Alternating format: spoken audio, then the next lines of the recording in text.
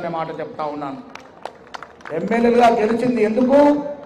తోక ముడుచుకుని ఇంట్లో కూర్చోటానికా? పార్లమెంట్ సభ్యుడు నిలిచాడు నగేష్ గారు.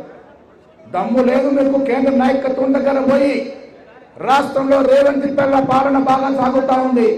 ఎస్సీ ఎస్టీ బీసీలకు వారు చక్కగా చూసుకుంటా ఉన్నారు. 2 బిల్లులు తీసుకొచ్చారు అసెంబ్లీలో. స్థానిక సంస్థల కొరకు, విద్యా ఉపాధి కొరకు మేము అసెంబ్లీలో ఓటేశాము. ఇవాళ మద్దతు ఇవ్వకుంటే మా పరువు పోతుందని గోడు పెళ్ళవేసుకున్నటువంటి ధైర్యం లేనటువంటి ఎమ్మెల్యేలు ఈ జిల్లాలో ఉన్నారని చెప్పుకోవడానికి సిగ్గేస్తుందనే మాట కూడా చెప్తా ఉన్నాను. నర్మదా రివర్ ఫ్రంట్ కట్టుకోవచ్చు. మూసి రివర్ ఫ్రంట్ అంటే డ్రామా చేసి అక్కడ వండుకొని దోమలు కుట్టినట్టు నటిస్తాడు కిషన్ రెడ్డి గారు. ఎక్కడెక్కడో అభివృద్ధి జరగచ్చు. మన రాష్ట్ర హైదరాబాద్లో మెట్రో రైలు అంటే మొఖాలు అడ్డుతాడు. ట్రిపుల్ రింగ్ రోడ్ అంటే పైసా ఇవ్వనియాడు. ఈ రకమైన రాజకీయాలు కిషన్ రెడ్డి గారు మీరు మర్చిపోతా ఉన్నారేమో. సికింద్రాబాద్ పార్లమెంట్ నియోజకవర్గం అంతా కూడా బీసీల సంఖ్యనే. ఆ బీసీలకు ఎదిరించి మళ్ళీ చట్టసభలకు ఎలా పోతాం అనుకుంటాం కిషన్ రెడ్డి గారు?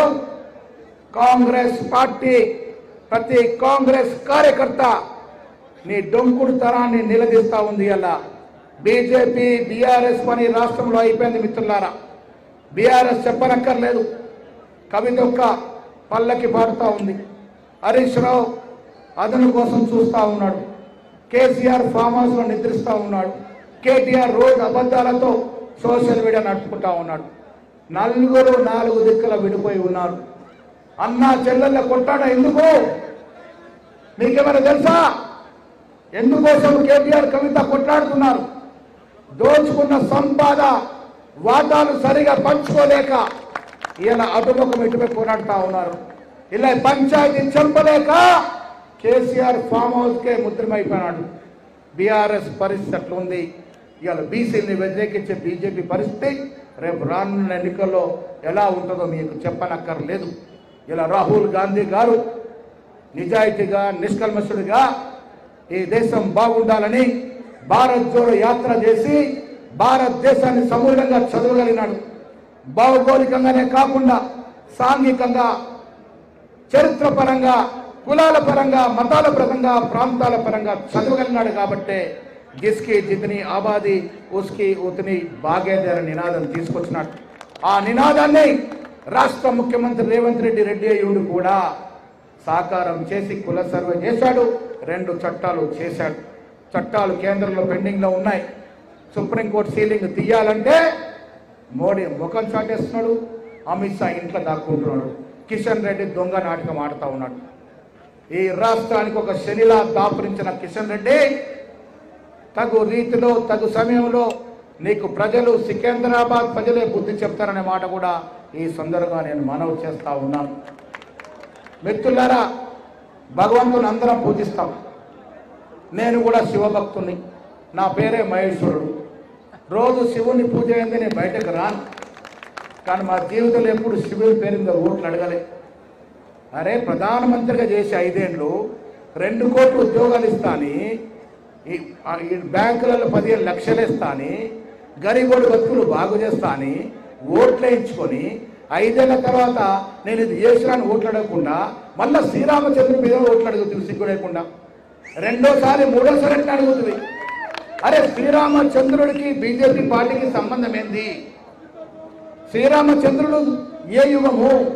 బీజేపీ పార్టీ పుట్టినప్పుడు శ్రీరామచంద్రుడికి బీజేపీ పార్టీకి ముడిపెట్టి ఓట్లు దండుకుంటే ఇది మంచి సాంప్రదాయం కాదు.